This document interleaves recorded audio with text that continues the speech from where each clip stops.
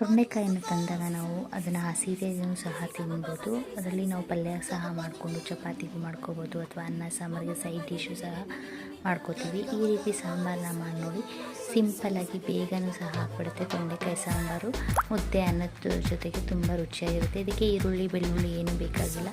ಈರುಳ್ಳಿ ಬೆಳ್ಳುಳ್ಳಿ ನೀವು ಬೇಕು ಅಂದರೆ ಹಾಕ್ಕೋಬೋದು. ಮೊದಲಿಗೆ ತೊಂಡೆಕಾಯಿನ ವಾಶ್ ಮಾಡಿಕೊಂಡು ಆ ಕಡೆ ತುದಿ ಮತ್ತು ಈ ಕಡೆ ತುದಿನ ಕಟ್ ಮಾಡಿಕೊಂಡು ಈ ರೀತಿ ಉದ್ದುದ್ದಕ್ಕೆ ಸಣ್ಣಕ್ಕೆ ಕಟ್ ಮಾಡ್ಕೊತಾ ಇದ್ದೀನಿ. ಸಾಂಬಾರಿಗೆ ಅಂತ 1 ಟೊಮ್ಯಾಟೊ ಕಟ್ ಮಾಡಿ ಇಟ್ಕೊಂಡಿದ್ದೀನಿ. ಒಂದು ಸ್ವಲ್ಪ ಕೊತ್ತಂಬರಿ ಸೊಪ್ಪನ್ನ ಸಣ್ಣದಾಗಿ ಹೆಚ್ಚಿಟ್ಕೊಂಡಿದ್ದೀನಿ. ತೊಂಡೆಕಾಯಿನೆಲ್ಲ ಈ ರೀತಿ ಕಟ್ ಮಾಡ್ಕೊಂಡಿದ್ದಾದಮೇಲೆ ಕುಕ್ಕರ್ ತೊಗೊಂಡು ಕುಕ್ಕರ್ಗೆ ನಾನಿಲ್ಲಿ 1 ಕಪ್ಪಷ್ಟು ತೊಗರಿಬೇಳೆ ಹಾಕ್ಕೋತಾ ಇದ್ದೀನಿ. ತೊಗರಿಬೇಳೆ ಜೊತೆಗೆ ನಾನಿಲ್ಲಿ 1 ಹಿಡಿಯಷ್ಟು ಹೆಸರುಬೇಳೆನೂ ಸಹ ಹಾಕ್ಕೋತಾ ಇದ್ದೀನಿ. ಹೆಸರುಬೇಳೆ ತೊಗರಿಬೇಳೆ ಎರಡನ್ನೂ ಹಾಕ್ಕೊಂಡಿದ್ದೀನಿ. ಇದ್ರ ಜೊತೆಗೆ ನೀವು ಬೇಕು ಅಂದರೆ ಹೆಸರು ಕಾಳು ಅವರೆಬೇಳೆನೂ ಸಹ ಹಾಕ್ಕೋಬೋದು.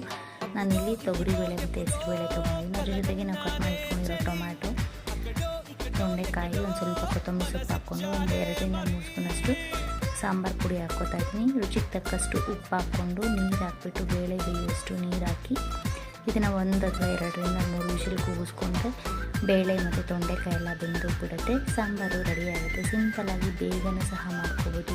ಅನ್ನಕ್ಕೆ ಮುದ್ದೆಗೆಲ್ಲ ತುಂಬ ರುಚಿಯಾಗಿರುತ್ತೆ.